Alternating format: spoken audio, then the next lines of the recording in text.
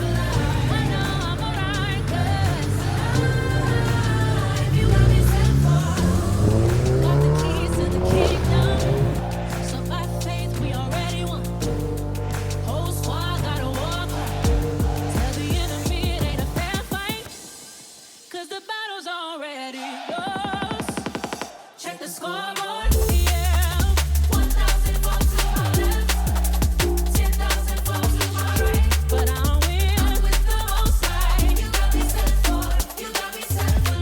Angels in heaven.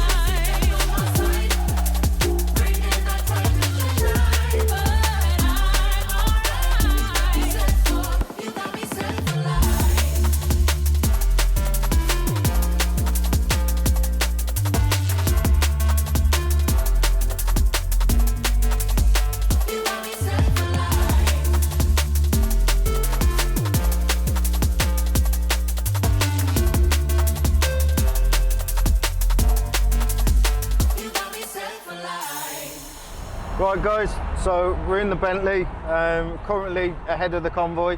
We're just trying to get to Franklin's services, just so we can get the convoy coming into the services, and then we're just going to head off down to PMR.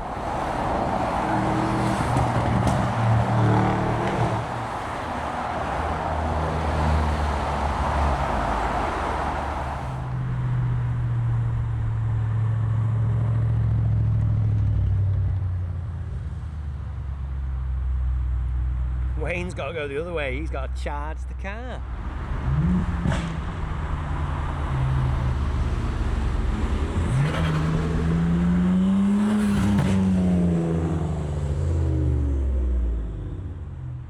So we've made it to our first stop, which is at the services on the M5. As you can see, healthy living for me these days. I'm on the strawberries and looks like everybody else has been on the Greggs and crap. So, quick wee stop, and now we're heading down to PowerMax Racing, see the touring cars as I said.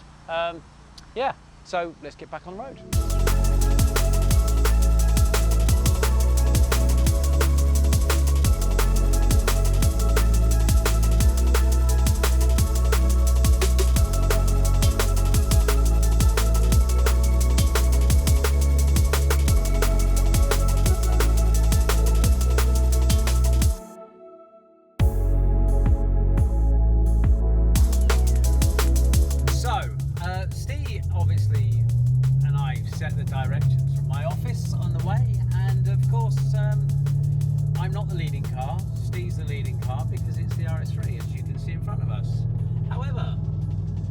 first point of coming off the motorway, Steve absolutely up because he took us the wrong way when took us for a housing estate. So this is the first bit of the disaster. However, now we are split into probably two groups. I think we got about 8 cars behind us, and the rest are probably already there and on the right destination. So we go again. Thanks, Steve. Ossa, you got us the wrong way.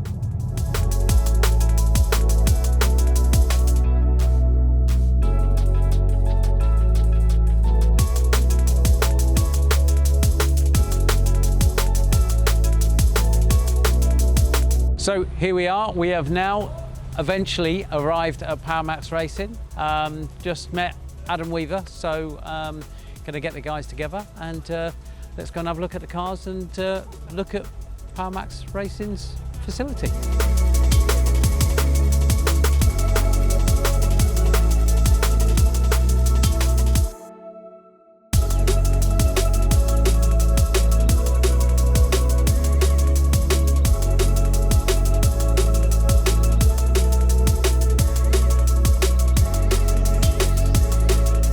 Fab shop. So for those that don't know, we actually suffered a catastrophic fire on August the 9th last year and we lost everything. So this premises is, we basically got the keys in December last year.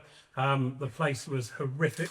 I mean, it's not much better now, but it had been engineered in for probably about 40 years, never swept up, never cleaned. It was disgusting. Like we kind of washed the entire riverbed out of the building. We jet washed absolutely everything.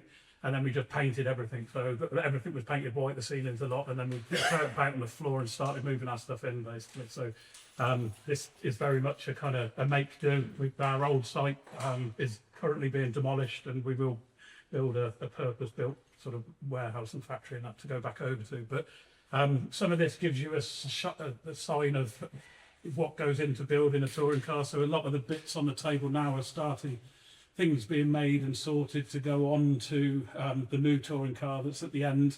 I was explaining to a few of you, we've got an old Cupra up there, and the difference between sort of our car and that Cupra, when that Cupra was made, they'd have gone to a cage builder and just gone to stick a cage in that. Whereas we've spent months and months and months on design. If you were costing that up, it'd be 30, 40,000 pounds of time gone into the design work to basically make sure that every single piece of metal that we've got on the car is as low down in the car as we possibly can. And we've probably, the bare shell is probably about 250 kilos. We've probably got about 90 kilos of that weight, probably 4 inches lower in the car versus the Cupra.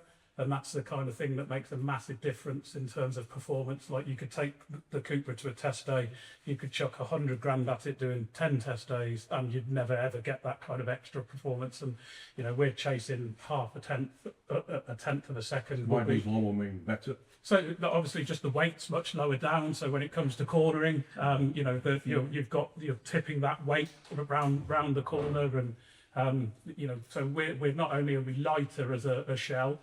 Which means we can choose where we put the weight. So, you know, if we want a bit more weight over the front, we can use slightly thicker tubing or plates and stuff to get more weight over the front. So one, we can position the weight to aid us with traction and braking, but we can also, obviously, with a lower centre of gravity is really important. So, you know, like something like a Formula One car, the reason why it goes around corners like it does, not just the aero, but I mean, it's down there.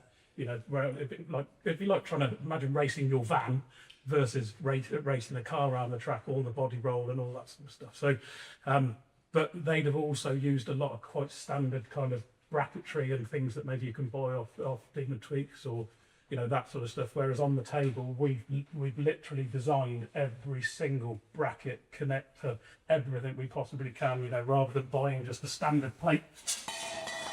We've cut lots of holes in it to reduce the weight of it, and every single bracket, when we were making this table, would have been filled over and over and over again with, you know, these are all the drawing designs. So, you know, this is fundamentally just a washer, but we've made it the perfect size and the perfect weight, rather than just, you know. But these are the kind of tiny differences that, quite frankly, make touring cars pretty expensive. Will that be as strong with holes in it or just, or is the plate I mean, stronger? some of these things maybe just it might like the bent one in front of you is just a battery kind of bracket, so the battery's in place. So strength isn't necessarily a requirement, but you won't lose a massive amount of strength by cutting the circles. As long as they're put a certain distance away from each other, you won't lose a great deal in weight. But these are the ends for the end tanks on our intercoolers.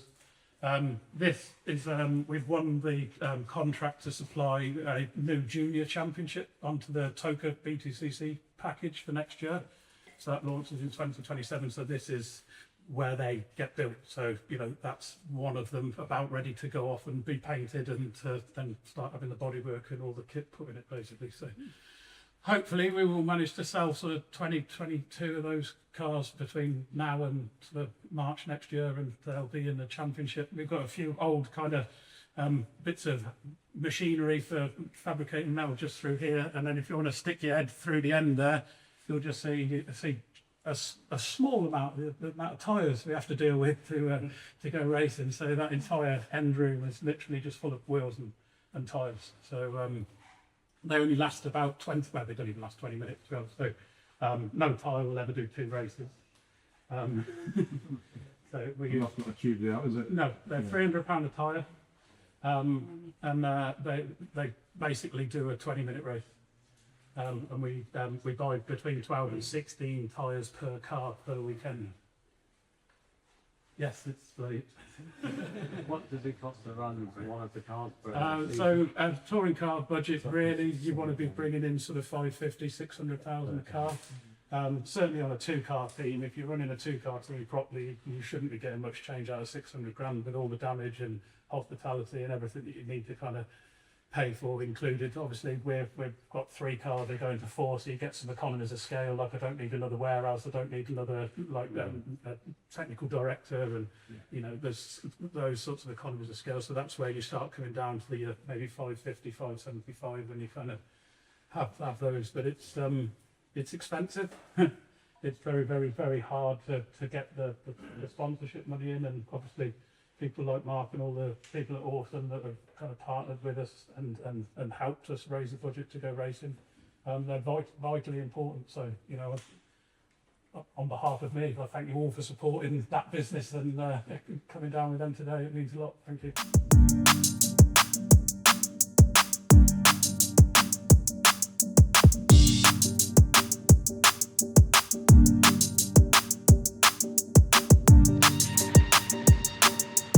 Okay, so there you see it. That is a quick look at the cars and the facility here, a bit of the engineering shop at PowerMax Racing. It's been a great little insight for the guys here just to see what's happened since the fire, what they're trying to build, and obviously, there was a little bit of Adam saying about the new facility and what is needing to happen there. So we're going to head from here and we're going to go to Adam Weaver's pub. As I said, it's an automotive based pub called the Piston Club, and I know the food's fantastic because I ate there last week. So I'm going to go and enjoy some chicken wings and a nice glass of Coke and get together with everybody else and have a chat. So we'll see you over there.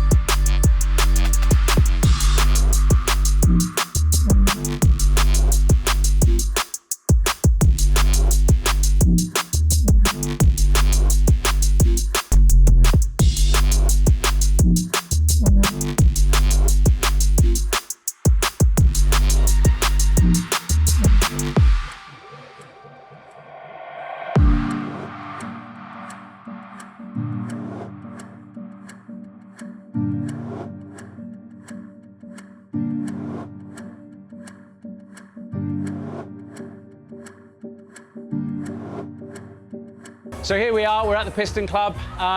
What can I say about this place? The venue is amazing, the atmosphere is amazing. Check these guys out, Adam's amazing. What he's done with this place is absolutely fantastic. I think everybody's enjoyed themselves. Everybody's had a drink. I think everybody's probably got some food. It's been an amazing day. If you're ever in the area, I would drive 150 miles to come to this place for chicken wings. In actual fact, I'm actually going to bring my wife down here. We're going to stay here for a Saturday, get absolutely sloshed, have some food and just enjoy the atmosphere. So thanks for watching. We'll be taking a drive back soon after everybody's full up. So see you soon.